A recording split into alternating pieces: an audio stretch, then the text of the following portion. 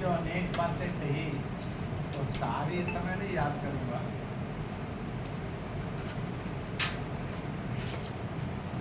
एक बात उसमें से याद करता हूँ, बाकी अलग अलग समय पर बात कहते कहते उसका रेफरेंस लूँगा।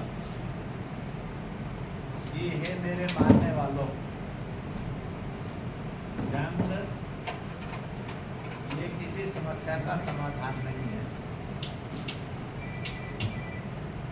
यानी युद्ध वार इज नॉट ए सॉल्यूशन।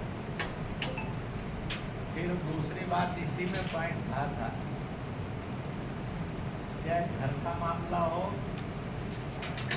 चाहे मुल्क का सोसाइटी का मामला हो, चाहे दुनिया का हो, शांति अमन सुकून एक ही रास्ते से आ सकता है कि आप आपस में बात करें। वार्ता करोगे, संवाद करोगे तो जरूर समाधान निकलेगा।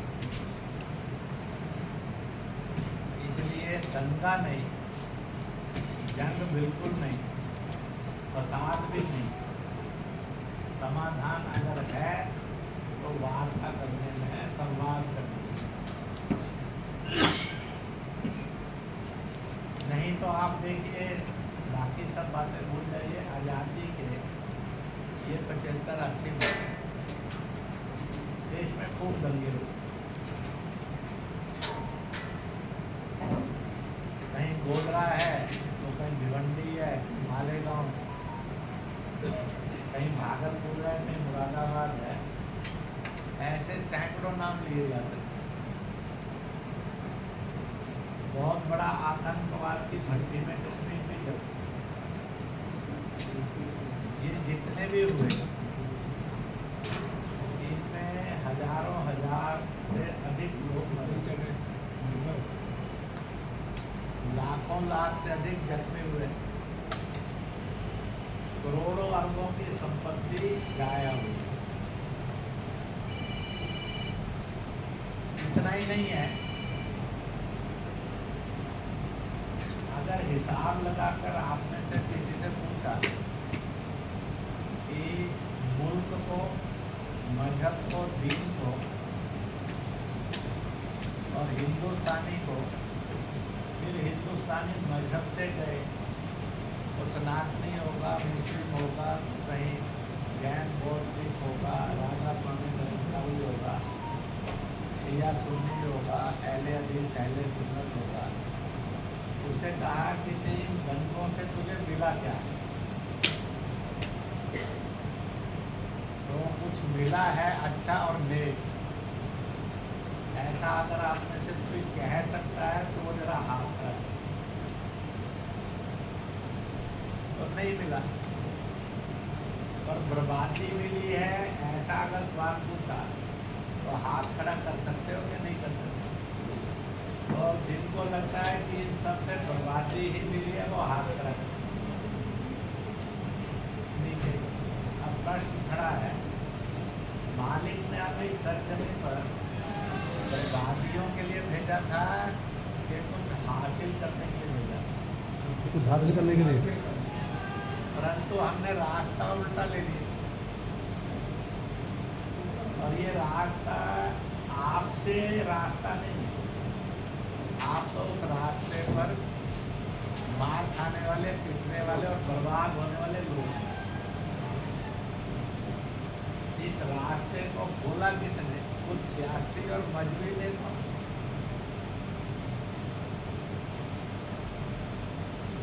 कभी दीन खतरे में कहा, कभी ईमान खतरे में कहा, कभी कुरान का खतरे में कहा, कभी गीता खतरे में बताया, तो कभी श्री गुरु ग्रंथ साहब खतरे में बताया, कभी बाइबल खतरे में बताया, और तंगे हो गए। और मजेदार बात है कि दंगा कराने वालों में से कोई बिगड़ा नहीं। इसने कुरान पाक का बरका फाड़ा और बाजार में फेंका। कहीं पूरे मुल्क में आज तक पकड़ा गया कोई? क्योंकि बरका फाड़ने वाला ही शैतान का दूध था। काम ही ये मिला। और हम शैतान के रास्ते पर चलने वाले इंसान के काबू में आ गए और हम भी शैतान बने। और 70-80 साल के अंदर इस बर्बादी के आलम को तो आप सब भुगत चुके हैं। तो क्या बर्बादी ही हमारा नसीब है या तालीम तरक्की हमारा नसीब है?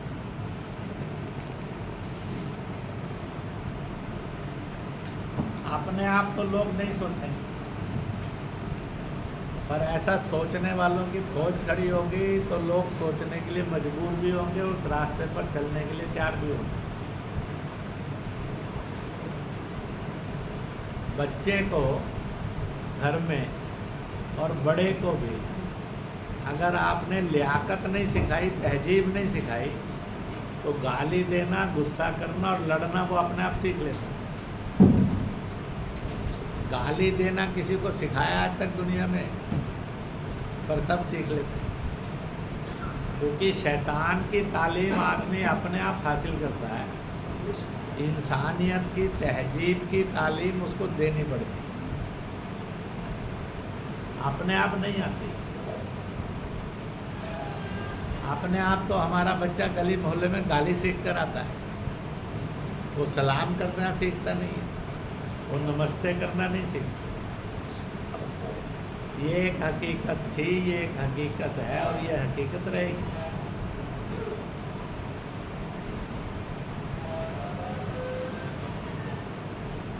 तो इसलिए हम यहाँ इकट्ठे हैं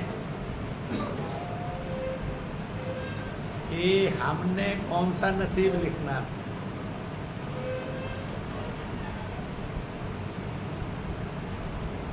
भड़काने वाला नसीब लिखने वाले बहुत लोग हैं, पर अमन और सुकून का नसीब लिखने वाले लोग जो हैं ये बहुत थोड़े हैं। परंतु एक बात पक्की होती है, सूरज जगत में एक ही रहेगा और वो रोशनी देगा ही देगा, उसको दूसरे सूरज की जरूरत नहीं है। ऐसे ही अच्छा नसीब देने के लिए आप सब लोग भी एक सूरज बने मिलकर। हमारे पास उतनी रोशनी तो नहीं होगी कि युगों देते रहेंगे, पर इतना जरूर होगा कि आज के हालात को हम कोई रास्ता, रोशनी दे सके।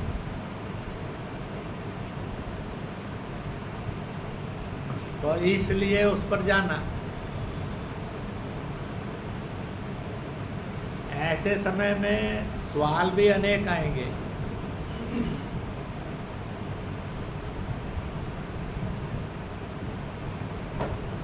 इसलिए आप बहुत सवाल ना पूछ सकें, इसलिए कुछ लोगों ने गलतफहमी की तालीम भी डाल दी है। देख, जो हाफिज है, मौलाना है, मौलवी है, इमाम है, उससे ज़्यादा सवाल नहीं करते। ज़्यादा सवाल किए तो साले जहन्नुम में जाएंगे। अब जब पढ़ाई ने एक ही तरफा होना है तो फैसला कौन करेगा ये पढ़ाई ठीक है कि गलत? ये सचमुच में जिंदगी के लिए खूबसूरती है या जिंदगी के लिए बदसूरती है?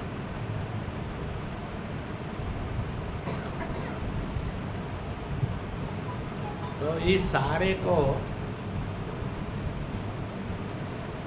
एक ऐसा रास्ता चलने वाला बने जिस रास्ते पर शुरू में तो सैकड़ों चलेंगे, बाद में हजारों में बन जाएगा, हजारों से फिर वो लाखों में जाएगा। मुस्लिम राष्ट्रीय मंच इसी तहरीक का नाम है कि हमने यजीद को नहीं चुना है, हमने हुसैन को चुना।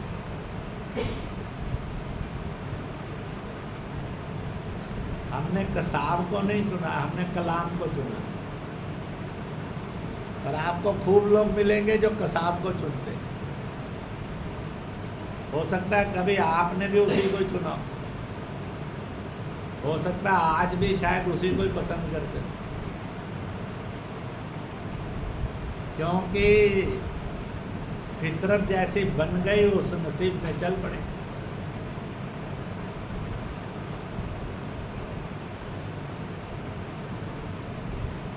तो इसलिए उस मूवमेंट को, तहरीक को आओ जड़ों से जुड़े एक शब्द दिया। कहते हैं कि मकान की नींव मजबूत होगी तो सैकड़ों वर्ष खड़ा रहेगा। वृक्ष जड़दार होगा और जड़ उसकी ठीक होगी, फल भी देता रहेगा, फूल भी देता रहेगा, छांव भी देता रहेगा, ईंधन भी देता रहेगा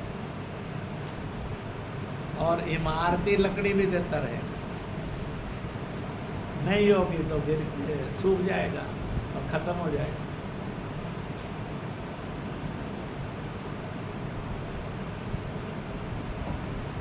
तो ऐसे ही जैसे वृक्ष को कहा गया है जो जीवमान है, और जैसे इमारत को कहा गया है जो निर्जीव है। भाई जड़ मजबूत होगी, फाउंडेशन ठीक होगी तो बुलंदी रहेगी। ऐसे इंसान की भी फाउंडेशन होती है, उसकी तहजीब उसकी एक बहुत बड़ी फाउंडेशन होती है। इंसान अच्छा है कि बुरा है, इसका फैसला कौन करता है?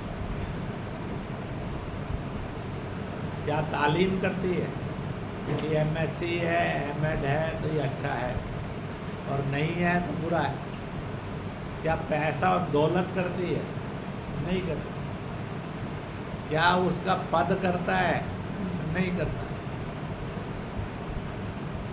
उसको कोई खास अलंकार मिले वो करते हैं? नहीं करता। तो तहजीब ही करती है। अगर करैक्टर अच्छा है तो लोग कहते हैं बड़ा अच्छा है, खराब है तो लोग कहते हैं बदमाश है, शैतान है, निकम्मा है। जिसका करैक्टर अच्छा होगा उसको जन्नत नसीब हो जाएगी, जिसका करैक्टर खराब होगा उसको जहन्नुम नसीब हो जाएगी।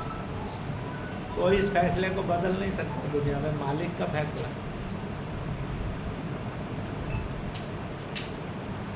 इसलिए समझाने वाले कभी कभी समझाते हैं। मैं जम्मू कश्मीर में रहा हूँ, मैंने लश्कर-ए-तौबा, इस तरह हरकत-उल-अंसार, इस तरह के सारी चीज़ों को भी देखा और भुगता है।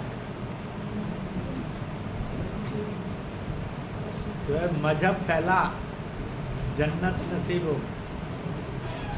अगर सारे ही मजहब फैलाने में लगे और तलवार से, बम से, गोले से, गोली से, तो एक दिन आएगा जब बचेगा ही कोई नहीं। तो फिर ना इंसान रहेगा ना दीन रहेगा। फिर दीन में, मजहब में भी आगे सवाल होता है कौन सा फिरका? वो सुन्नी रहेगा मस्जिद वाला कि वो बरेलवी रहेगा? वो शिया रहेगा कि अहमदिया बोरा रहेगा? वो अहले हदीस रहेगा कि अहले सुन्नत रहेगा? तो सब ने एक दूसरे को ख़त्म किया तो मुसलमान ही नहीं रहेगा दुनिया में।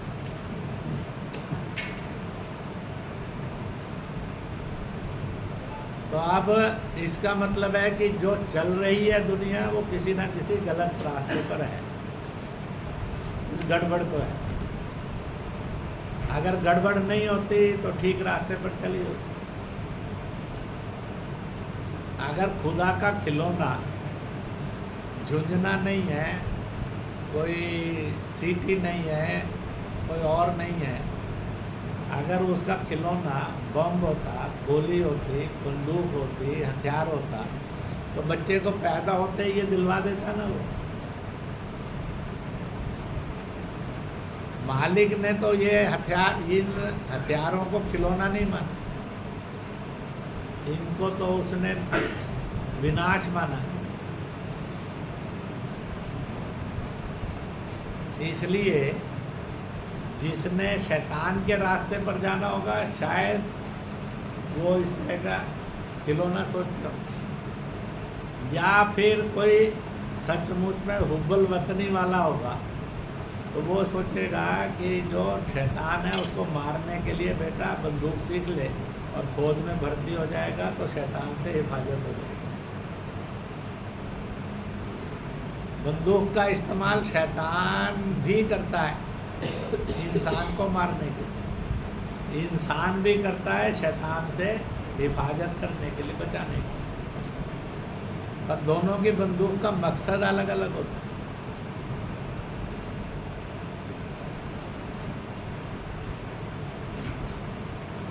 हो सकता है कोई मुझे और आपको पढ़ा दे कि दूसरे को मारना ही इंसानियत है, तुझे सबक मिलेगा, जन्नत मिलेगी, पर थोड़ा सा दिमाग लगाकर सुन्नत में, हदीस में या कुरान पाक में गए तो पता लगेगा जन्नत का रास्ता नहीं है, वो तो जन्नुम का रास्ता है।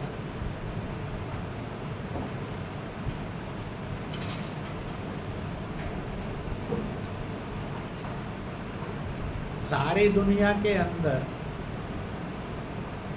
मालिक ने इंसानों को पहचान दी और पहचान कैसे दी है? सऊदी के आदमी को दुनिया में कोई नहीं कहता ये मुसलमान है, सब कहते हैं ये सऊदी का, सऊदी। ईरान के, इराक के वाले को कोई नहीं कहता ये मुसलमान है, कहते हैं ये ईरानी है, इराकी। लेबनान और फिलिस्तीन के कोई नहीं कहता ये मुसलमान है, कहते हैं लेबनानी है, फिलिस्तीनी। अपना हिस्सा था 75-80 साल पहले अलग हो गया। कोई नहीं कहता है कि लाहौर वाले को और रावलपिंडी वाले को मुसलमान है, कहते हैं ये पाकिस्तानी। ढाका वाला 80 साल पहले कहलाता था ये हिंदुस्तानी, पर आज उसको यही कहते हैं ये बांग्लादेशी, कोई नहीं कहता है मुसलमान। तो फिर हम कौन है? अमेरिका इंग्लैंड वाले को कोई नहीं कहता ये ईसाई है, लैटिन है, फ्रेंच है, यही कहते ये है, तो यही कहते हैं, कोई नहीं इनको ईसाई कहते। कहते हैं ये फ्रेंच है, ये इंग्लिश है, ये अमेरिकन है, ये इटालियन है, ये रूसी चीनी। तो ऐसे ही हम कौन है?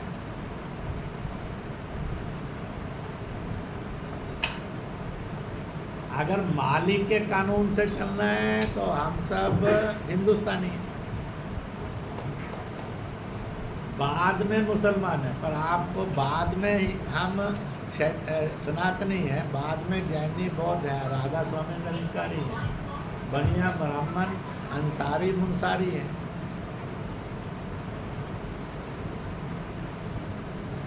तो इसलिए हम कौन हैं? मालिक से माना तो हम हिंदुस्तानी, और मालिक से बेवफा होकर गए तो फिर मजहब, जात से, जुबान से जाने जाएंगे। मालिक ने इसको डिस्कार्ड नहीं किया है, पर पूछा, बताया है कि पहली प्रायोरिटी सच क्या है और कहाँ से शुरू होता है। बाकी सारे मुल्कों के पास एक एक दो दो नाम है, हम ही हैं जिनके पास घने नाम है। आर्यव्रत हैं, लोग कहते हैं भाई तुम लोग आर्य हो। भारतवर्ष है, लोग कहते हैं भारतीय हो। हिंदुस्तान है, लोग कहते हैं हिंदुस्तानी हो। इंडिया है, इंडियन हो। रसूल तो हमेशा इस सरजमी को हिंद कहते थे, इसलिए लोग कहते हैं आप हिंदू, हिंदवी।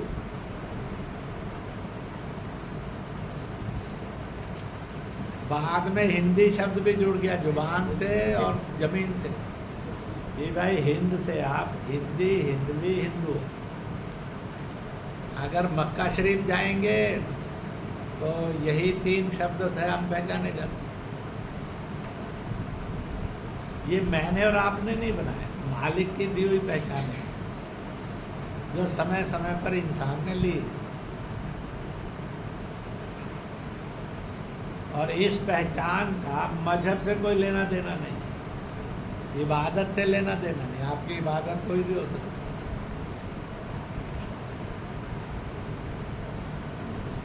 किसी भी मुल्क में जाओगे, हिंदुस्तान मुल्क में जाओगे, मान लो मुसलमान लोग लिए, उनकी भी कितनी प्रकार की इबादतें हों। तो क्या इबादत के नाम पर एक दूसरे का गला काटते हैं? इबादत में फर्क होने पर एक दूसरे का कत्ल करते हैं, या इबादत अलग होने पर एक दूसरे के प्रति नफरत और हिंसा करते हैं? पर ऐसे भी मिलेंगे जो करते हैं।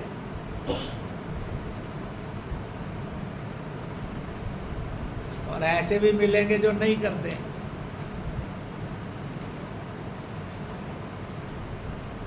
इसलिए इंसान को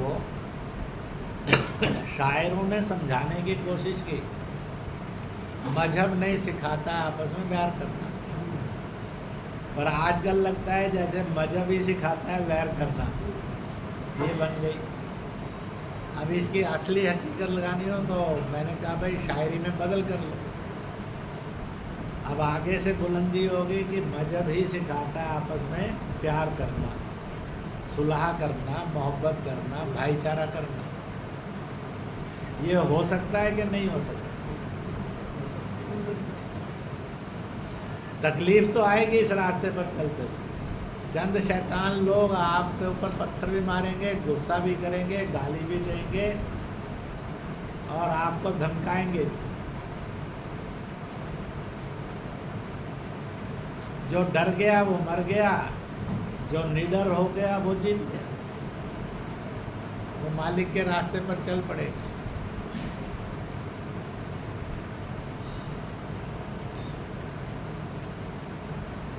कभी कभी जुबानों में भी भेद हो जाता है। मालिक ने इसलिए समझाने के लिए इस्लाम ने खूबसूरत रास्ता दिखाया, माँ के कदमों में जन्नत।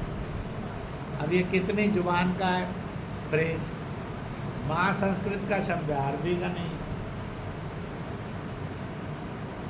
कदमों ये फारसी का शब्द है,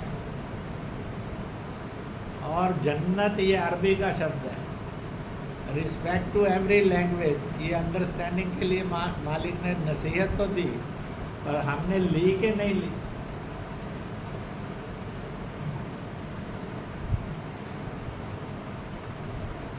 किसी ने वो खुदा है, वो अल्लाह है, ठीक ही बात है, तो भी नसीहत दी कि मालिक एक है पर नाम अनेक है।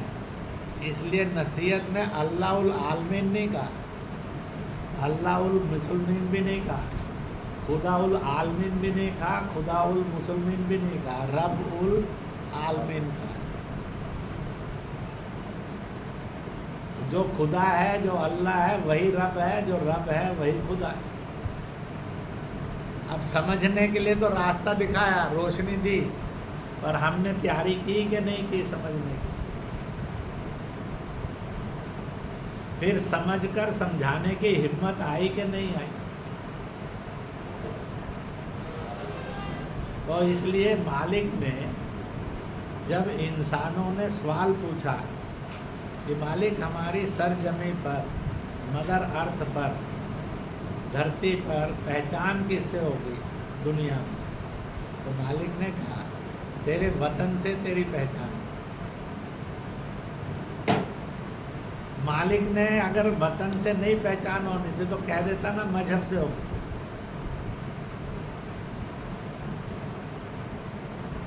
कह देता ना जुबान से होगी, कह देता ना तेरे ड्रेस से होगी, कह देता ना कि भाई तेरे पास धन से होगी, तेरी पदवी से या इल्म से होगी।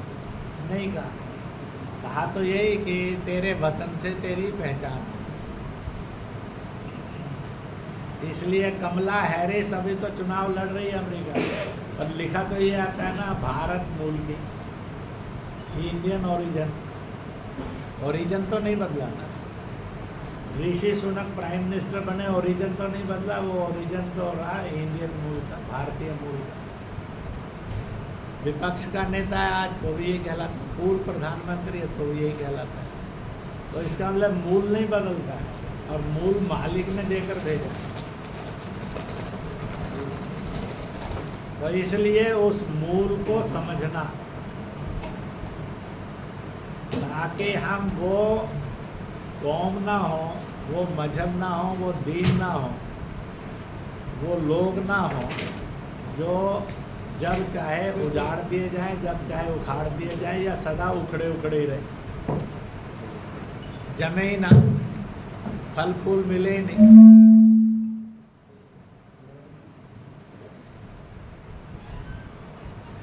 अगर हिंदुस्तान की तरह तरह की कौमें ये बता सकते हैं कि हमने हिंदुस्तान को बनाने में क्या क्या दिया, हम भी तो उसी में आते हैं।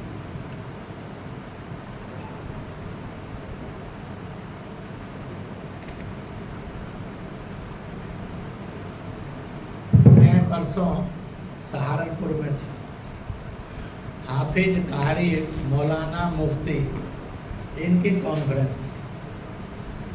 जमीयत हिमायतुल इस्लाम इस संस्था की तरफ से 250-300 के लगभग ये सब आए हुए थे और हाल ठोस कर भरा था, ओवरफ्लो था, और भी 200-300 लोग नीरे जवान 15-16 साल से लेकर 25 साल तक के, ऐसे भी 80-90 थे, शायद 100 भी हो सके,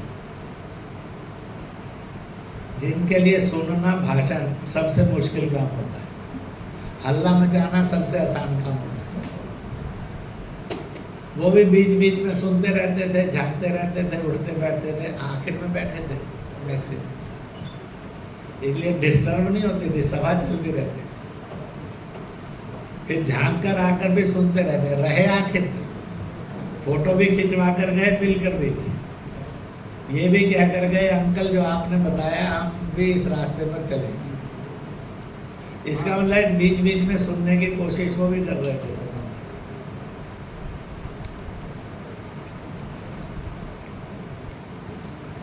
तो इसलिए अपनी जड़ कौन सी है, तो इसलिए इस मूवमेंट को नाम दिया आओ जड़ों से जुड़ो। अब इसमें सिद्धांत भी आते जाएंगे, बातें भी आती जाएंगी, कुछ बातें कहता हूं मैं, फिर आप सवाल जवाब भी कर सकेंगे, सुझाव भी दे सकेंगे। एक अंग्रेजी में शब्द चल पड़ा DNA, ये ब्लड हेल्थ का रास्ता है, खून से जुड़ा है। हमने इसका तहजीबी, समाजी, मजहबी, भाषाई इसका अनुवाद किया, तर्जुमा किया। डी से किया ड्रीम और फेस आइडेंटिटी। आप जितने बैठे हैं, आप में से सपने तो रोज आते हैं, हर एक, कभी डरावने भी आते हैं, कभी मीठे भी आते हैं। सपना आमतौर से जिंदगी भर में जितने आए, बड़े सीमित से सपने होंगे जो आपको याद होंगे, बाकी सब भूल गए। सपनों की एक तकदीर मालिक ने लिख दी है, और वो तकदीर लिख दी है कि वो बड़ी जल्दी से खत्म हो जाता है। उसकी उम्र बहुत लंबी नहीं है, 60-70 साल तो बड़ी दूर की बात है, 2-4 घंटे भी नहीं है मैक्सिमम सपनों की जिंदगी। अब मैं अगर आपसे पूछूं, कभी आपको अंग्रेजी में, लैटिन में, फ्रेंच में, इटालियन में सपना आया तो जरा हाथ खड़ा करो। अच्छा, आपको रूसी, चीनी में सपना आया तो हाथ खड़ा करो। जापानी में, जर्मनी में सपना आया तो हाथ खड़ा करो। आपको अरबी और तुर्की में सपना आया तो हाथ खड़ा करो। कोई नहीं। तो जब भी सपना आया तो किस जुबान में आया, किस भाषा में आया? वो जुबान किस मुल्क की है, किस सरजमी की है? तो आपको जब भी सपना आया है तो हिंदुस्तानी में आया होगा। जिनको सपने हिंदुस्तानी में ही आते हैं वो जरा हाथ खड़ा करो।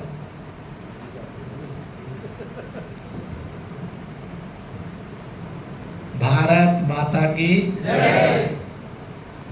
और आप में से गलती से कभी आपको अरबी, तुर्की, फिलिस्तीनी, लेबनानी, ईरानी, इराकी में सपना आया तो वो हाथ खड़ा करो।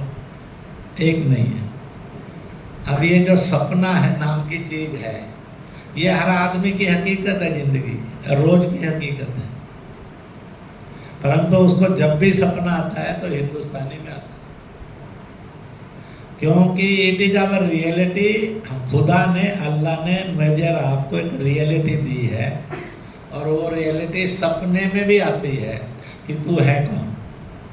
तू अरबी नहीं है, तुर्की नहीं है, ईरानी, इराकी नहीं है, लेबनानी, फिलिस्तीनी नहीं है, रूसी, चीनी नहीं है, जर्मनी, जापानी नहीं है, ब्रिटिश, इटालियन, फ्रेंच, अमेरिकन नहीं है। तू कौन है?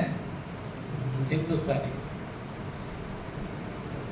अब हिंदुस्तानी भाषाओं का एक ग्रुप है, 20 से ज़्यादा भाषा है, मलयाली से लेकर कश्मीरी, डोगरा, लद्दाखी तक है, गुजराती, मराठी से लेकर मणिपुरी तक। मेजॉरिटी हिंदी है, और ऐसे 20 के लगभग दूसरी भाषाएं भी। 20-21 भाषाओं का समूह हिंदुस्तानी भाषाओं का समूह है, उसी में आती है। केरल वाले को मलयालम में आती है, आपको हिंदुस्तानी में आती है, हिंदी में आती है। किसी को कश्मीरी में, किसी को गुरमुखी में आता है, क्योंकि ये हिंदुस्तानी भाषा है, इस वतन की भाषा है। और इसलिए मैक्सिमम को मलयालम वालों से भी, तमिल वालों से मैंने पूछा, कहते तमिल में, मलयाली में आते आते थोड़ा थोड़ा हिंदुस्तानी परिवेश में भी सपना आता है, यानी मिली जुली हिंदी। तो ड्रीम आइडेंटिटी हमें बताती है हम हिंदुस्तानी थे, हम हिंदुस्तानी हैं, हम हिंदुस्तानी रहेंगे। अब ये तो खुदा की इबादत है, खुदा की हकीकत है। फिर दूसरा है ड्रीम के साथ ही फेस आइडेंटिटी, मेरा और आपका चेहरा।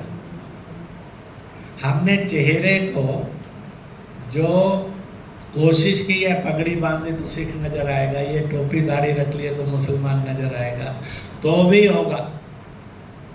अगर हम सब का ग्रुप फोटो खींचकर लगा दिया जाए, महिला पुरुषों का, कश्मीर से लेकर कन्याकुमारी तक, गोवा, गुजरात से लेकर बल्कि पाकिस्तान से बांग्लादेश, म्यांमार तक, तो पूछा कि ये कौन से फेस है, कोई लिखेगा आपको ब्रिटिश फेस है, लिखेगा चाइनीज फेस है, कोई लिखेगा अरबी, तुर्की फेस है, कोई लिखेगा आप इटालियन, फ्रेंच फेस है, तो क्या लिखेगा? इंडियन फेस है, हिंदुस्तानी चेहरे है कि नहीं है? आप में से जिनको शक है कि आप हिंदुस्तानी चेहरे नहीं है, अरबी या तुर्की है, जरा हाथ खड़ा करो। जिनको लगता है ईरानी, इराकी है, नहीं है। जिनको लगता है कि अमेरिकन और ब्रिटिश है, इटालियन, फ्रेंच है, नहीं है। तो हमें चेहरा किसने दिया? खुदा ने दिया। सपना किसने दिया? अल्लाह ने दिया, ईश्वर, परमेश्वर, परमात्मा ने दिया। तो इसलिए मालिक कहता है, हे इंसान, मैंने तेरी जड़ पक्की की हुई है। जो इंग्लैंड में है उसकी जड़ पक्की है, वो ब्रिटिश है। जो अरब में है वो पक्का है, ये अरबी है, सऊदी है। जो चीन में है वो चीनी है। तू हिंदुस्तानी था, हिंदुस्तानी है, हिंदुस्तानी रहेगा। मैंने तेरा चेहरा भी वैसा बनाया है, तेरा सपना भी वैसे ही बनाया है। और इन दोनों यूनिवर्सिटीज को कहिए, फैक्ट्रियों को कहिए, ईश्वर ही उसका संचालक है, अल्लाह ही चलाता है। अल्लाह तय करता है कौन सा सपना आएगा, आप थोड़ी तय करते हैं। आपका चेहरा कैसा होगा, खुदा ने तो तय किया, नारी की कोख के अंदर इस तरह के चेहरे वाला होगा। मेरा और आपकी ब्लूप्रिंट कहाँ लगा हुआ था पैदा होते हुए? तो औरत की कोख में लगा हुआ था। लगाया किसने? मालिक ने। समझोगे तो समझ में आएगा और हिम्मत से बोल सकोगे, नहीं समझोगे तो नहीं आएगा। इसलिए मैंने वक्फ पर बोलते हुए सहारनपुर में कहा, जो लोग ये कहते हैं कि ये सरकार संपत्तियों पर कब्जा करने के लिए कह रही है, मैंने कहा वो सब झूठ बोलते हैं और शैतान की औलाद है। भरी सभा में कहा, क्योंकि इस अधिनियम को संपत्ति से लेना देना कुछ नहीं। ये अधिनियम इस बात के लिए है कि यह जो संपत्ति है वक्फ की, इस पर माफियों का कब्जा है। माफियों के कब्जे से वो मुक्त, और उसकी इनकम वेलफेयर में लगे जो आज नहीं लग रही है, और उसका हिसाब किताब नहीं है, उसका हिसाब किताब रखा जाए। अब विरोध करने वाले कौन है और आपको भड़काने वाले कौन है? जो माफिया में आते हैं, जिन्होंने कब्जे किए हुए हैं। मैं आपसे पूछ लूं, पूरी वक्फ की इनकम कितनी है हर साल की? इसका कोई रिकॉर्ड है? आप में से कोई बता सकता है? अब मान लो सारी मस्जिदों में, दरगाहों में, सारे में जो हिंदू ही जाता है, 10-15 करोड़ रुपया पर डे तो वही चढ़ावा चढ़ाता है, तो साल का 5,000-6,000 करोड़ हो गए। वो इनकम कहाँ जाती है? आप में से एक बता दो कि वक्फ की संपत्ति में से जिसको रोजगार मिला, वक्फ वालों ने रोजगार देने के लिए रेडी फड़ी ही रोजगार देने के लिए मांगा। दुकान नहीं भी है, छप्पड़ है दुकान का, तो छप्पड़ वाली दुकान या रेडी फड़ी वाली दुकान कभी वक्फ ने किसी गरीब मुसलमान को, जरूरतमंद मुसलमान को रोटी खाने के लिए दी हो तो वो हाथ खड़ा करो। आप तालीम याफ्ता हो जाए, आपको वो तालीम दिलवाने के लिए उन्होंने कोई वजीफा दिया और एडमिशन दिलवाया हो तो हाथ खड़ा करो। आपके घर के अंदर बीमारियां हैं, उसके इलाज के लिए कोई अस्पताल चलाया हो या छोटा बड़ा दवाखाना चलाया हो जहाँ इलाज मिलता हो, सस्ता और मुफ्त इलाज मिलता हो, क्योंकि इनकम है। तो इसलिए ये बिल संशोधन 1913 में ब्रिटिश हुकूमत इस बिल को लाई थी हिंदुस्तान। 14वीं शताब्दी के अंदर जब नवाबों के, राजे महाराजाओं के, इनके थे, तो इस वक्फ बोर्ड को बनाया जाए और इस संपत्ति को वेलफेयर में डेवलप किया जाए। इस पर डिस्कशन बहुत हुई। फिर उसके बाद वो लागू नहीं हुआ, क्योंकि हिंदुस्तान में हुकूमतें बहुत थी, इसलिए बन नहीं सकता। कोई नवाब पक्ष में थे, कोई राजे महाराजे बादशाह विरोध में थे। 1913 में बना आखिर में। ब्रिटिश हुकूमत चली गई 47 में। उसमें संशोधन का बिल पंडित ने लाया, हिंदू ने लाया, पंडित नेहरू ने। पहला संशोधन बिल। फिर दूसरा संशोधन बिल लाया 1995 में, वो भी ब्राह्मण था और हिंदू था, नरसिम्हा राव। तीसरा संशोधन बिल लाया सोनिया गांधी के समय में, यानी सरदार मनमोहन सिंह लाए। वह हिंदुस्तानी थे और सिख थे, कांग्रेस के थे, और ये सब कांग्रेस के थे। और अल्टीमेटली कहाँ खड़े हुए? रिजल्ट क्या निकला? माफियों का कब्जा, और आपके लिए कोई वेलफेयर नहीं। अगर मैंने कहा कि आज एक कागज लिख कर दो जाओ कि वक्फ की संपत्ति का पारदर्शी और वक्फ की संपत्ति इसका वेलफेयर, आप में से किसी के पास 4 लाइनें लिखने के लिए नहीं होगा। उन्होंने आपको एक ही बात पर भड़काया, ये बीजेपी नरेंद्र मोदी दुश्मन है मुसलमानों का, और आपके मन में ये जहर बसा हुआ है इसलिए इसको भड़काने का धंधा वो कर रहे हैं और आप भड़क रहे हैं। क्यों भड़काने का धंधा कर रहे हैं? इसलिए ताकि माफियों के कब्जे से वक्फ मुक्त ना हो। आपको फैसला करना है, माफियों के कब्जे में वक्फ को रहना है कि माफियों से मुक्त होना है। ये बिल है माफियों से मुक्त होने के लिए। बाकी संशोधन में माफियों के कब्जे के प्रावधान।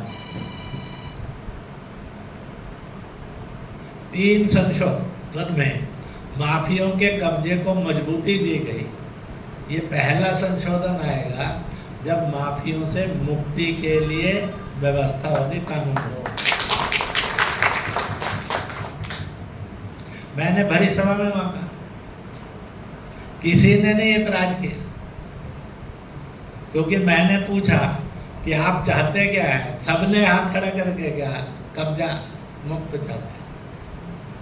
मैंने कहा वेलफेयर चाहते कि नहीं चाहते? चाहते हैं। इसकी पारदर्शी इनकम का रिपोर्ट और जमीन का रिपोर्ट चाहते कि नहीं चाहते? कहते चाहते हैं। फिर मैंने कहा जब सब धर्मों की संपत्ति उनके धर्मों के दायरे के पास है, अगर कोई धर्मों की संपत्ति का तनाव आता है, झगड़ा होता है, तो वो नॉर्मल कोर्ट में जाता है, तो सबको न्याय मिलता है। और आप लोग भी एज ए मुसलमान जब अड़ोसी पड़ोसी से कोई झगड़ा या घर में संपत्ति का झगड़ा भाइयों में हो जाता है, तो कहाँ जाते हैं? कोर्ट में जाते हैं। वक्फ के पास तो नहीं जाते उसके, तो कोर्ट में इंसाफ मिलता है। आपको तहसील से लेकर केंद्र तक कोर्ट है। आपका आपस में झगड़ा हुआ भाइयों का, मोहम्मद दिन सलाम दिन का, तो भी कोर्ट जाता है। पड़ोसी से हुआ अरफान का और अफजाल का, तो भी कोर्ट में जाते हैं। और आप 80 साल से ले रहे हैं न्याय, तो वहाँ प्रॉब्लम नहीं है। तो यहाँ प्रॉब्लम क्या है? आपने वक्फ का बोर्ड अलग बना दिया उन्होंने। क्यों बनाया?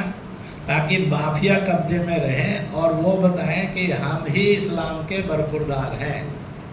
हम जो बताएंगे वो हकीकत है, इसलिए हमारी सुनो। और इसलिए उन्होंने कहा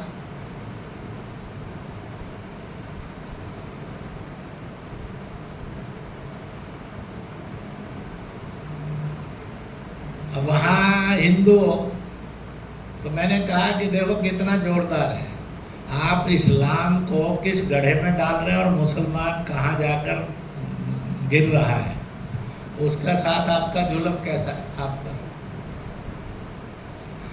हिंदू ने और दूसरे धर्म वाले ने कोई संपत्ति दी वक्फ बोर्ड में, तो वो आपको मंजूर है। आपने नहीं कहा कि ये काफिर की, हम नहीं लेंगे। वो हाजिर हुआ आने के लिए वहाँ पर मस्जिद, मजार में, दरगाह में, आपको वो भी मंजूर है, आपने रोका नहीं। वहाँ अगर उसने पैसा चढ़ाया, वो इनकम भी आपको मंजूर है। और मुसलमान ने आज तक आपसे पूछा नहीं, हिसाब बता, क्योंकि वो बंधुआ मजदूर है। उसमें हिम्मत ही नहीं है पूछने। उसमें एक हिम्मत है, आरएसएस और बीजेपी वाले के खिलाफ भड़का दे तो वो भड़क कर तलवार भी उठा लेगा, गाली भी पक्की देगा।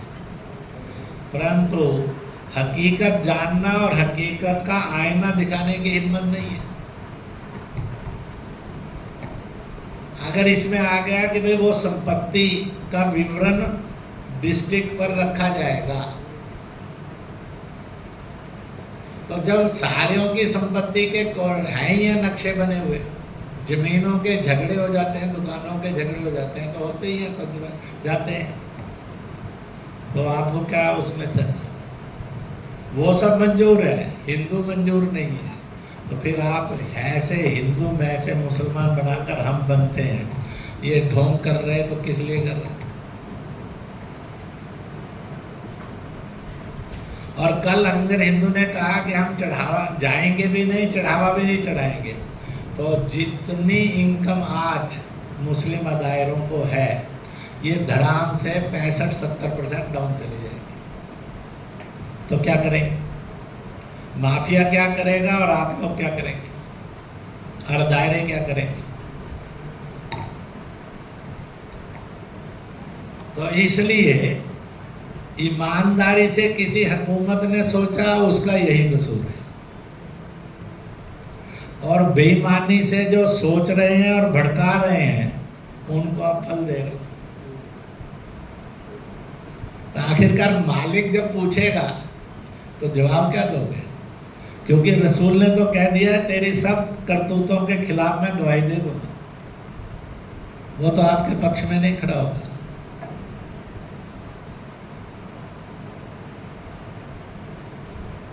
तो आप तो जिंदा भी जन्नम की तरफ, मरने के बाद क़यामत के समय पक्का जन्नम है।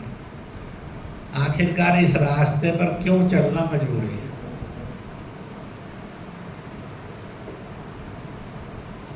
भाई औरत को भी रख लो, उसके नाम पर कई तरह के उसमें सब्जेक्ट हैं। जब उसके कदमों में जन्नत है, उसके बिना मैं और आप पैदा ही नहीं हो सकते, तो बड़ा उससे परहेज क्यों रखने का। क्या तकलीफ है माफिया को। माफिया को हर कदम पर इसलिए तकलीफ है कि उनका झंझट खड़ा हो जाएगा कि वो या तो वो एक्सपोज होंगे या जेलों में होंगे या संपत्तियों से बेदखल होंगे।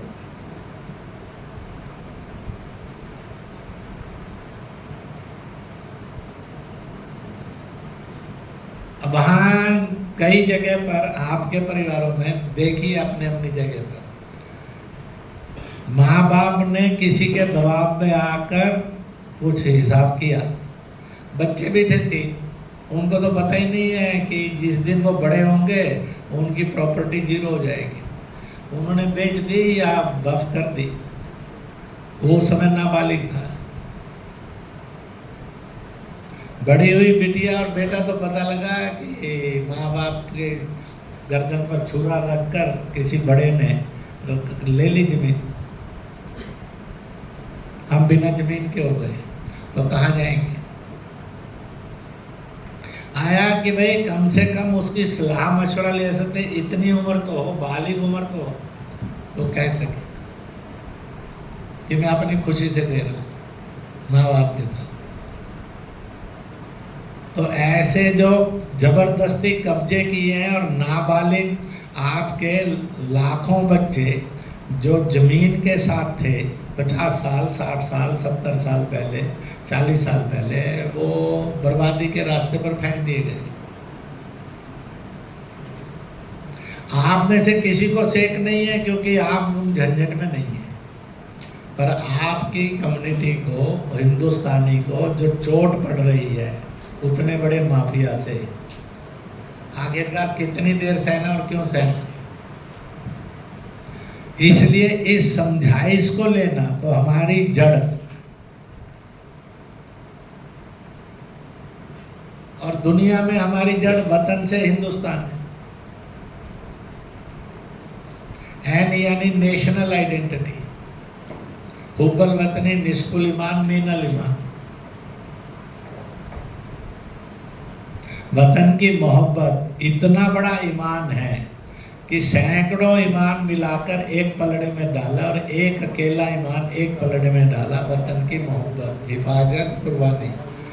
तो ये अकेला ईमान ऐसा है जो जन्नत नसीब कराता है, बाकी सब 500 भी मिलकर नहीं करा सकते। ये दर्जा दिया है वतन की मोहब्बत। तो नेशन फर्स्ट तो कुरान शरीफ का और खुदा का पैगाम है।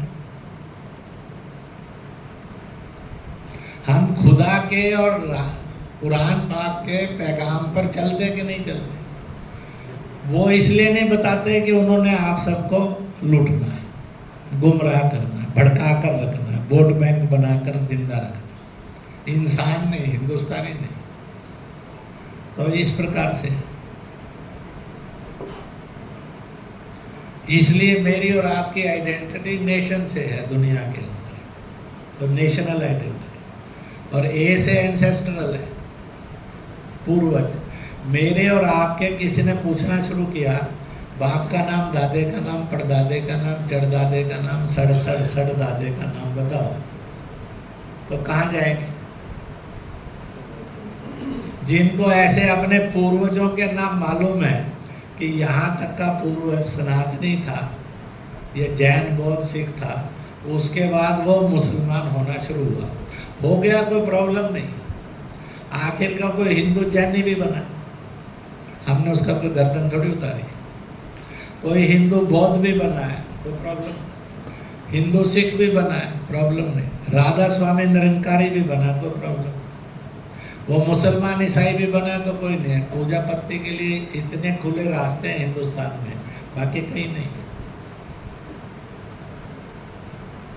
परंतु मजहब आज हमारा ये होगा, कल हो सकता है कोई बदल ले, कोई मिला जुला भी रह सकता है। तो इसलिए हमारी एंसेस्ट्रल आइडेंटिटी क्या है? तो जिनको ये मालूम है कि हमारी एंसेस्ट्रल आइडेंटिटी मजहब से मुसलमान नहीं थी, आज से 200, 300, 400, 500, 600 साल पहले, वो सनातनी थी। वो जरा हाथ खड़ा करो।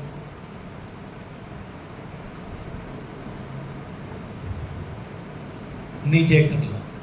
और जिन्होंने हाथ नहीं खड़ा किया इसलिए कि डर लग रहा है, कोई देख लेगा तो बाद में साला भगवान ना पकड़ ले और शिकायत ना चली जाए, इस मीटिंग के बाद आपक ना खड़ी हो जाए, इसलिए नहीं किया।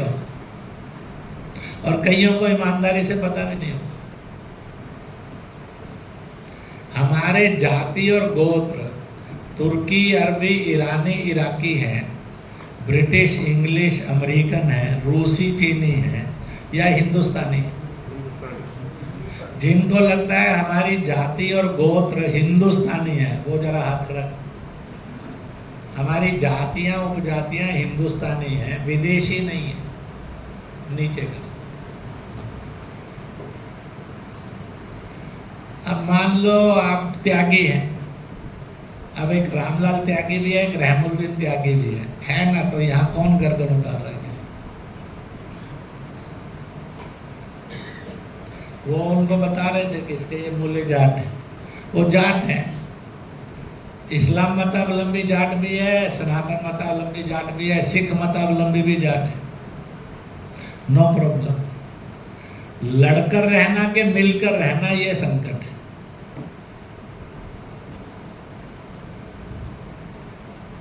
इसलिए कहा गया बार बार, मजहब नहीं सिखाता आपस में बैर करना, परंतु आज मजहब ही सिखाने लग गया बैर करना, या हमने तय कर लिया मजहब के नाम पर बटे रहेंगे।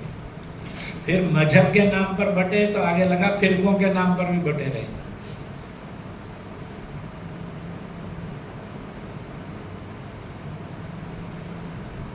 तो इसलिए हमारी एंसेस्ट्रल आइडेंटिटी, और उस एंसेस्ट्रल आइडेंटिटी में पूर्वज आएंगे, परंपराएं आएंगी, ट्रेडिशंस आएंगे। उन ट्रेडिशंस के साथ साथ आपके जाति गोत्र भी आएंगे।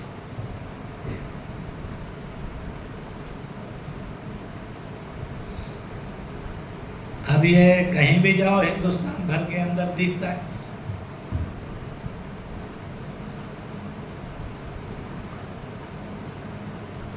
तो ये जानने में हमारी आइडेंटिटी को कोई खतरा नहीं है।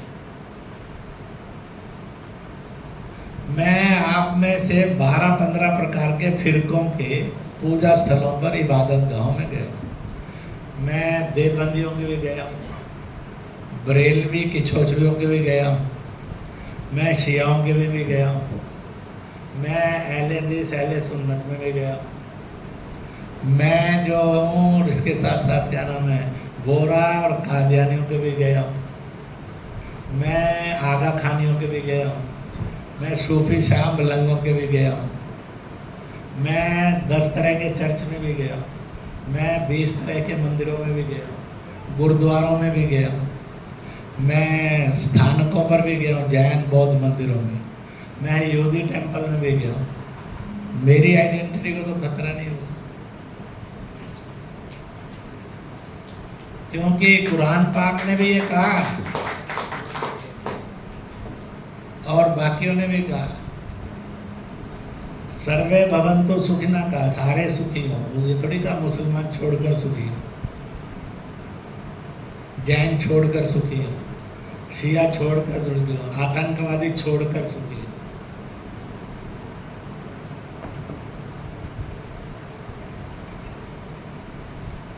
मैंने वहाँ का जो प्रसाद मिला वो भी ले लिया। आप जिसने नहीं लिया उसके मन के अंदर पॉइजन है, हम क्यों रखेंगे?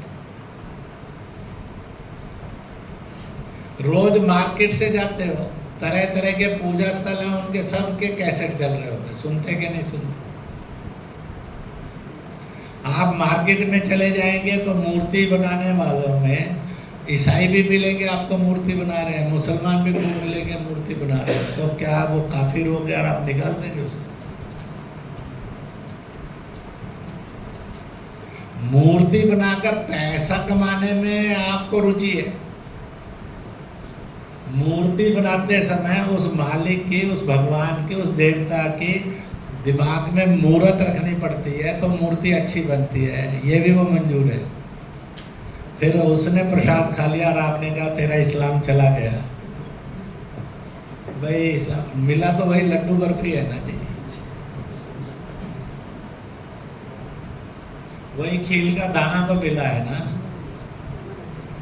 दरगाह पर गए वो मिला, मंदिर में गए वहां वो मिला, हलवा मिला, कड़ा हलवा मिला गुरुद्वारे गए। जो समझते हैं कि डेंजर टू आइडेंटिटी है वो इंसान नहीं है। इंसान होने में अभी उनको वक्त लगेगा और हिंदुस्तानी होने में तो और वक्त लगेगा,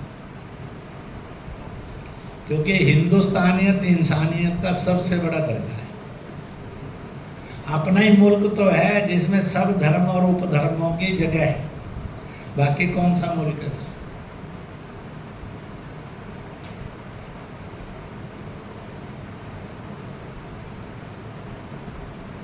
इस बात को एहसास करके चलेंगे तो कट्टरता और दंगा मुक्त हिंदुस्तान हो सकता है।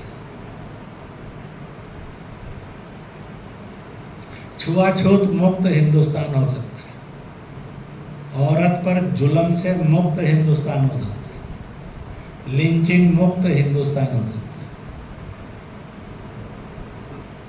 जो गरीब दुखी पीड़ित कमजोर है उसकी उपेक्षा और अपमान से मुक्त हिंदुस्तान हो सकता है। चाहिए कि नहीं चाहिए? हिम्मत के साथ के डर डर कर?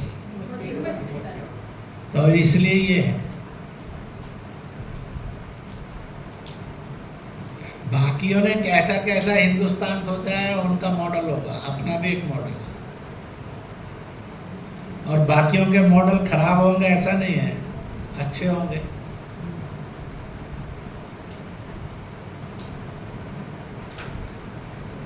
तो इसलिए इसको करना। मुझे अभी कुछ मौलानों ने सवाल भेजा था, लिंचिंग बड़ी होती है जिसके कारण बहुत। मैंने कहा दुनिया के जितने भी मत पंथ हैं, मजहब हैं, दीन हैं, उनके जो भी इबादत के स्थान है, पूजा के स्थान है, ईसाइयों के होंगे, मुसलमानों के होंगे, जैनी बौद्ध सिखों के होंगे, राधा स्वामी निरंकारियों के होंगे, हिंदुओं के सनातनियों के होंगे, यहूदियों के, पारसियों के होंगे, जो भी हैं आन बान के होंगे, कोई भी पूजा स्थल ऐसा नहीं इबादत का जहाँ पर गाय का वध होता हो, गौमांस बेचा जाता हो, खरीदा जाता हो और खाया जाता हो। आप बता दीजिए पूरे मुसलमानों में कोई एक मस्जिद और दरगाह का नाम बता दीजिए कि यहाँ गाय कटती है और गौमांस खाया जाता है कोई तो बताओ।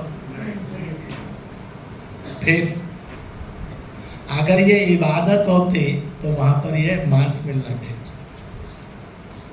दुनिया के अंदर हजारों लाखों तरह के जीव जंतु हैं जो काटे जाते हैं और खाए जाते हैं, कोई सेंसिटिविटी नहीं, एक ही को लेकर है।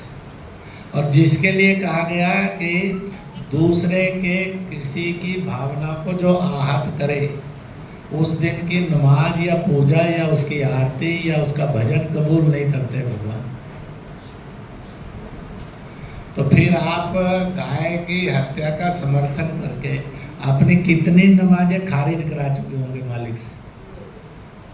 तो ऐसा आप जन्नत जाने का रास्ता क्यों तैयार करते?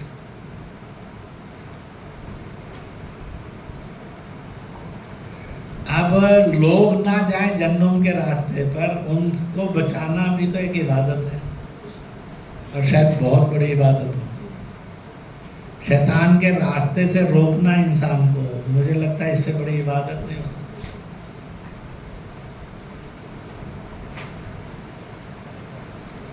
इसलिए मैंने वहां कहा इस मूवमेंट को, नो काउ लिंचिंग, गौ की हत्या नहीं करेंगे, नो मैन लिंचिंग, आदमी को कत्ल नहीं होगा, we criticise all the lynching, हम सब प्रकार की लिंचिंग को, हत्याओं को विरोध करते हैं। आइए मिलकर लिंचिंग मुक्त भारत बनाने के लिए हिंदुस्तान में काम करेंगे। हो सकता है कि नहीं हो सकता?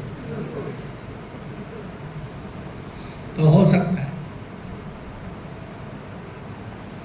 कितने दंगे रुक जाएंगे, कितना भला होगा।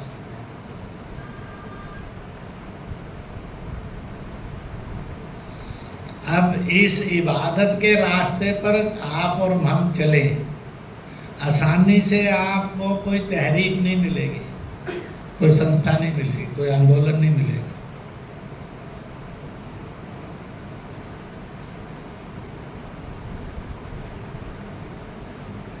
तो इस प्रकार से जाना, और जाएंगे तो रास्ते मिलेंगे। इसलिए अपनी जड़ को जानेंगे। जड़ जानने के लिए मैंने बताया कि हमारा डीएनए एक है, हमारी ड्रीम और फेस आइडेंटिटी एक है, हमारी नेशनल वतन की सरजमी की आइडेंटिटी एक है, हमारी एंसेस्ट्रल आइडेंटिटी एक है, हमारी ट्रेडिशनल आइडेंटिटी समान है, हमारी भाषा बोलियां समान है, हमारी कितनी तरह की परंपराएं जो समान है। जगह जगह लोग बताते हैं ना कि शादी विवाह के समय में, जन्म के समय में, बाकी समय के अंदर या मौत के बाद, तो वो आदमी की कितनी परंपराएं जो सब धर्मों में समान सी है। निकाह आता है, शादी आती है तो मामा ही भाग करता है, चाहे मोहम्मद दीन हो चाहे मोहल्ला, भरता है कि नहीं भरता। अब ये थोड़ी होगा कि मुसलमान भरता है तो हिंदू कहेंगे, मामे को कहेंगे तू बाहर जा, तू नहीं भाग भरेगा, या हिंदू भरता है अब इसको कहेंगे। हम सबको मालूम है जन्नती झाड़ रेहान है, इसलिए रेहान रखते हैं ना, उसी को हिंदी जुबान में तुलसी का। तुलसी के लिए इधर का ग्रंथ लिखता है, ये इसका दर्शन और इसकी इबादत, इसकी पूजा आपको जन्नत की तरफ लेकर जाती है। और इस्लाम में भी यही लिखा है, इसका दीदार सुबह शाम करने से जन्नत नसीब होती है, इसलिए घर में होना चाहिए रेहान।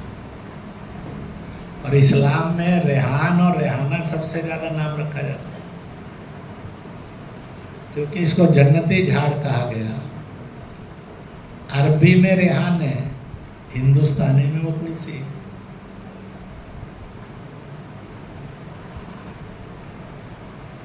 अंग्रेजी में उसी तुलसी को बिसल कहते हैं,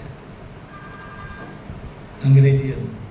वहां भी उसको स्वर्ग का ट्री ऑफ हेवन माना गया।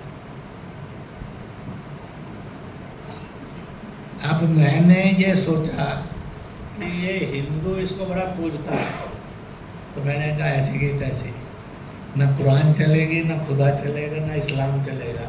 मैंने उससे नफरत पाली, तो नुकसान तो मैंने अपना किया ना।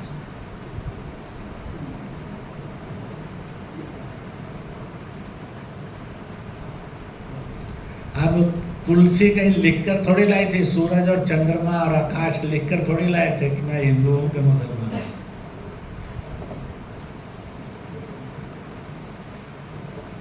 रंग कहीं लिखवाकर लोग लेकर आए थे कि हरा मुसलमान है, लाल जो है, गुलाबी जो है, और भगवा जो है ये हिंदू है। फिर तो लोग टमाटर को कहेंगे ये हिंदू सब्जी है, घिया को कहेंगे ये अंग्रेज मुस्लिम सब्जी है।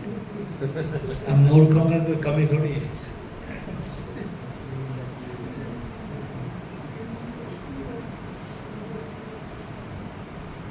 इसलिए जब नफरतें बढ़ती हैं तो कहाँ तक जाती हैं, और उसके कारण कहाँ तक दुश्मनियाँ जाती हैं, ईर्ष्याएं जाती हैं, इंसानियत का कत्ल होता है और मरता है।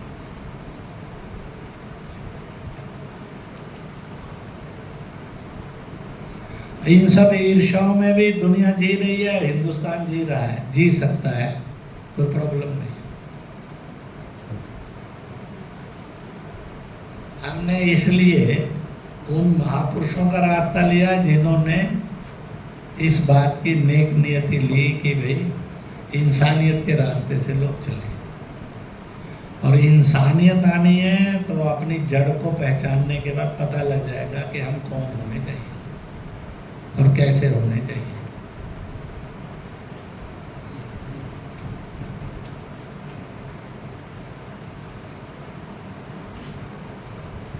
आप में से ऐसे कौन है जिन्होंने रंगों पर रसूल ने क्या कहा हरम के अंदर, इसको कभी पढ़ा है? तो जरा हाथ रख।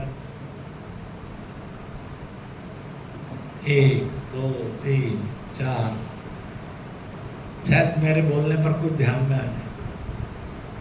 रसूल ड्रेस में एक ही रंग की ड्रेस पहनते रहे जिंदगी भर। कौन सी थी? सफेद पहनते रहे। वो एक ही साफा बांधते रहे, पगड़ी बांधते रहे, और उसका क्या नाम था? तो जाफराना, केसरिया। अरे अरबी में बोलना तो जाफराना, वैसे बोलना तो केसरिया। उन्होंने दूसरी कोई पगड़ी नहीं पहनी। जब वो रोज हरम में मक्का शरीफ रहते हुए नमाज के लिए जाते थे तो एक काम और करते थे, उसमें अपने सफ़ेद कपड़ों के ऊपर वह केसर को छिड़कते थे।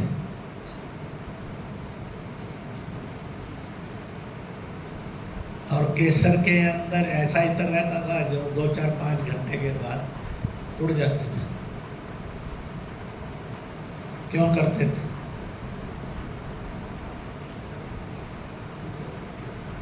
तो उनसे पूछा है तो वो कहते हैं, मैं बहुत छोटे में बताता हूँ, उन्होंने कहा कि जितने भी रंग हैं और बने हैं बनेंगे जितने भी, वो सब मालिक से। इसलिए हर रंग में खूबसूरती है और हर रंग में खुशबू है और हर रंग में रोशनी भी है। आदमी अपनी अपनी पसंद के अनुसार चलता है। इसलिए जितने रंग हैं वो सब मालिक से हैं और सब में खूबसूरती है, खुशबू है, रोशनी, उसमें प्रकाश है, उजाला है।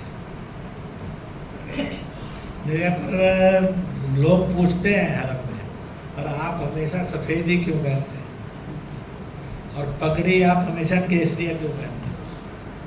उन्होंने कहा कि ये जो जगत है, खुदा जिसको चलाता है, संसार, इसमें 2 चीज़ें हैं जिन जो खुदा का रूप है, सीधी विजिबल रूप है मालिक का। एक सूर्य है, एक चंद्रमा है। ये है लिविंग खुदा है, लिविंग गॉड है। चंद्रमा शीतलता प्रदान है, आदमी में विनम्रता लाता है, हिंसाओं को मारता है,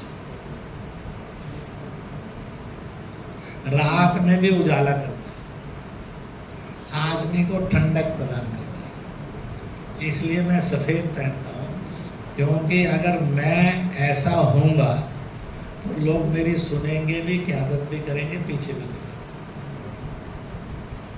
इसलिए विनम्रता, सबको शीतलता, सबको सुकून। और ये ऐसा है कि इस पर दाग लगेगा तो तुरंत दिखेगा, इसलिए आदमी को बेदाग रखता है। तो इसलिए बेदागी का मार्ग है। तो रसूलों का, हजरतों का, नबियों की जिंदगी ऐसी रहे, इसलिए इसको कहा। उन्होंने कहा फिर जाफराना, उन्होंने कहा जाफराना सूर्य से। सूर्य है तो सारी ऊर्जाएं हैं, सारी ऊर्जाएं हैं तो संसार चलता है। ये ना हो तो ऊर्जाएं खत्म हो जाएंगी, संसार मृत हो जाएगा। इसलिए नबियों का काम, संतों का काम, फकीरों का काम ये होता है कि वह संसार को सदा ऊर्जावान रखे, कष्ट नहीं दे। बल्कि उनको ऊर्जावान है। इसलिए संसार को ऊर्जा प्रदाता केसरिया है, सूर्य से है। इसलिए मैं जाफराना पगड़ी पहनता हूँ, क्योंकि मुझे मालिक ने ये काम दिया। और इसलिए सफ़ेद वस्त्र बांधा हूँ कि मालिक ने मुझे ये काम दिया कि सबको शीतलता दे, हिंसा से मुक्त करे। परंतु आज तो मामला बदल गया है। जब अज्ञान आता है तो क्या क्या होती है, जब कट्टरता आती है फिर क्या क्या होता है, फिर हिंसा आती है तो क्या क्या होता है। ये इसका नमूना आज है।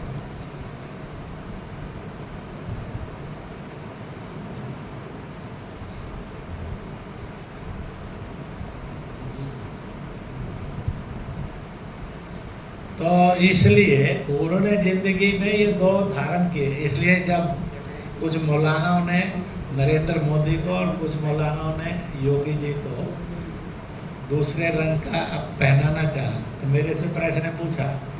मैंने कहा Yogi ji on the path of रसूल हैं, आपने रसूल का रास्ता छोड़ दिया, इसलिए झंझट है। तो मेरे से प्रश्न पूछा तो मैंने बताया। और उसी के बाद मेरा मुस्लिम कॉन्फ्रेंस था, तो वहाँ स्वाभाविक रूप से टीवी पर चल पड़ी थी। मैं एयरपोर्ट पर ही घेर लिया था पत्रकारों को। तो मैंने वो एक्सप्लेनेशन दे दी उनको।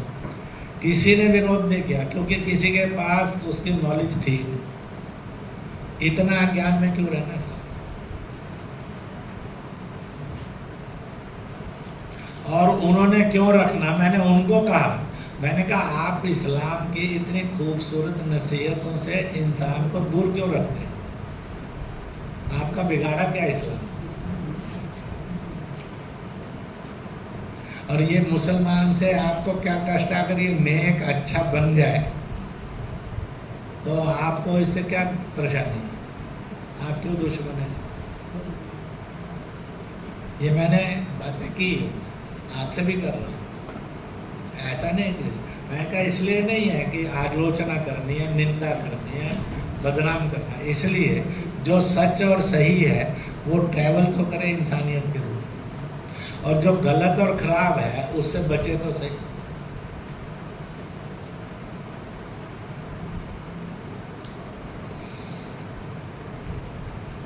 इसलिए था कि हमारी रूट्स कौन सी हैं, तरह तरह की चीज़ों को लेकर, उस पर से मैंने आज की अनेक समस्याओं पर भी इशारा करते हुए उसको किया।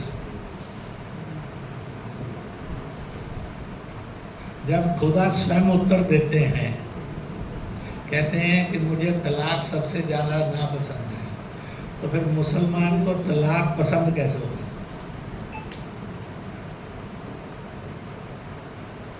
हजरत आदम से लेकर अंतिम रसूल तक, अंतिम रसूल का नाम छोड़कर और 26 नाम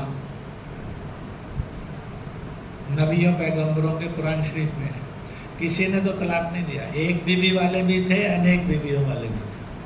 बीवियां लड़ने वाली भी थी, मिलकर रहने वाली भी थी, ऐसी कथाएं हैं। पर उन्होंने तलाक इसलिए नहीं दिया क्योंकि अगर तलाक देंगे तो हम खुदा के बेईमान हो जाएंगे। हम नबी हैं तो हम खुदा के बेईमान नहीं हो सकते। तो क्या इंसान ने बेईमान हो जाना चाहिए खुदा?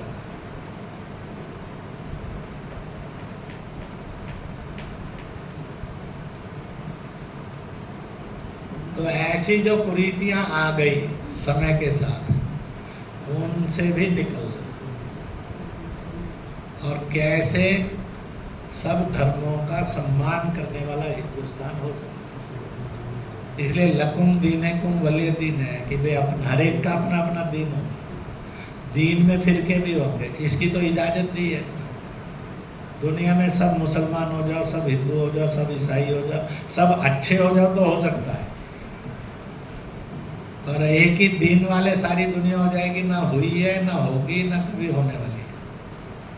अनेक रहेंगे। हर एक मालिक ने, हर एक धर्म में मालिक ने यही बताया, इज्जत है और आज़ादी है। जिस चाहे से चाहे मालिक का नाम जाओ। और इसलिए मैं उसके लिए उदाहरण दिया करता हूँ। मैं कहता हूँ कि ईसाई के पास जाएंगे तो वो कहेगा वो गॉड है, अपनी जुबान में, लेटिन, फ्रेंच में, इंग्लिश में। तुर्की के पास जाएंगे वो कहेगा वो तारक है। अरबी वाले के पास जाएंगे तो कहेगा अल्लाह है। फारसियों के पास जाएंगे कहेगा खुदा है। उर्दू वाले के पास जाएंगे, पंजाबी तो कहेगा रब है। सिखों के पास जाए कहेगा तो वाहेगुरु है। हमारे आपके पास आएगा तो कहेगा ईश्वर, परमेश्वर, परमात्मा, भगवान है। अब मालिक एक है कि अनेक है? आपका क्या कहना है, एक है कि अनेक है? जो एक है कहते हैं जरा हाथ खड़ा कर, नीचे कर लीजिए। मालिक एक है, नाम अनेक है। इसका मतलब है कि यहाँ से आकर मिलता है कि उसका नाम, एक नाम है मालिक। इसी मालिक का एक दूसरा खूबसूरत नाम है सब धर्मों में, और वह है ऊपर वाला। सब धर्मों के लोग उसको ऊपर वाला मानते कि नहीं मानते? झोली भी ऊपर को, नजर भी ऊपर को, हाथ भी ऊपर को, दाएं बाएं नहीं, आगे पीछे नहीं। तो इसका मतलब है कि वो कौन है? मालिक है, जिसके नाम अनेक हैं। और वो मालिक कौन है? ऊपर वाला है, जिसके नाम अनेक है।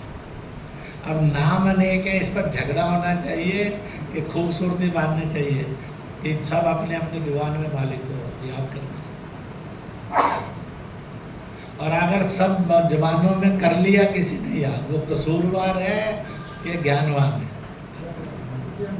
वो अच्छा इंसान है कि शैतान है? तो ये, तो इसलिए उनकी डिटेलिंग में जाना, और उनकी डिटेलिंग में जाते हुए हम उस रास्ते से आगे बढ़ेंगे कि ये डायलॉग नीचे अपने गांव में, गली में, मोहल्ले में, बिरादरी में, फिरकों में कैसे आगे बढ़े, जातियों में, उपजातियों में, जहाँ जहाँ से भी चल सकता है। यह वे टू पीस है, वे टू प्रॉस्पेरिटी है, वे टू हैप्पीनेस है, ये वे टू जो हिंसा है उसे नॉन वायलेंस का है, वायलेंस मुक्त। मैंने आपके सामने लंबा सा समय लेकर बहुत सारी बातें कही, इसलिए कही है कि आप सब इस सारे में से आगे बढ़ना है। और इतना पक्का है कि आपके लिए रास्ता आसान नहीं है, क्योंकि मुझे भी मालूम है कितने धमकियाँ आती हैं, कितने खतरे आते हैं, कितनी चुनौतियाँ आती हैं, और कैसे कैसे संकट आते हैं।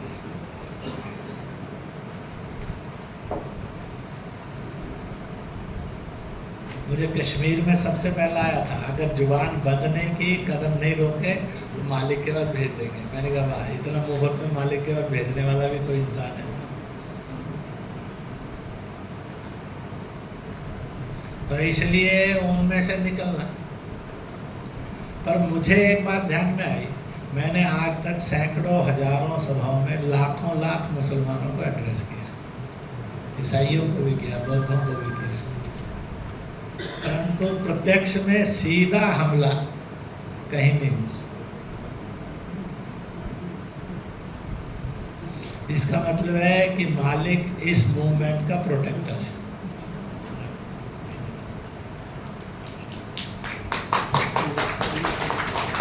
मालिक इसके समर्थन में है, इसके उसका आशीर्वाद है। खतरे तो हर समय आते हैं और आएंगे भी। जो खतरों में जूझ जाए वो मेरिट होल्डर हो जाता है मेहनत करने में, नहीं जूझ जाए तो कंपार्टमेंट लेके घर आ जाता है, फेल हो जाता है। कहते मास्टर जी बड़े खराब है, उन्होंने कापी ठीक बांची नहीं, नंबर काट लिया, फिर वो मास्टर जी को गाली दे देता है।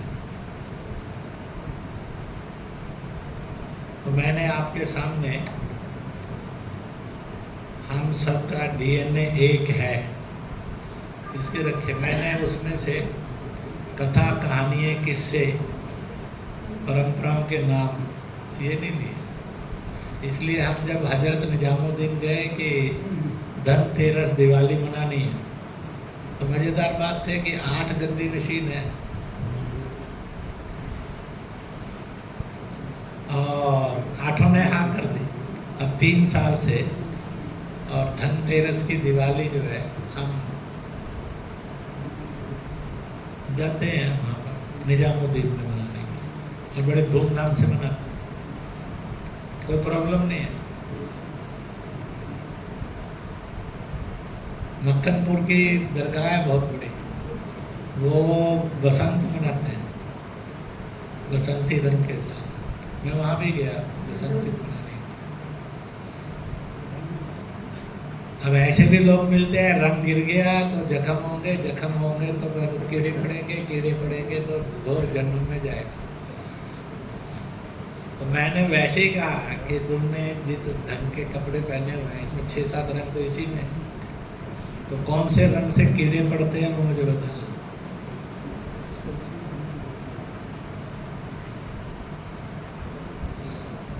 तो फिर मैंने कहा कि जितनी लाइटें लगाई हुई है शादी पर, तो ये भी तो रंग बिरंगी है ना, तो रंग तो पड़ ही रहा है उसके, इसमें से किससे कीड़े पड़ेंगे मालिक से पूछ कर आया होगा तो बता दे, ताकि उस लाइट को तो बंद करवा दिया जाए जिससे कीड़े पड़ते हैं।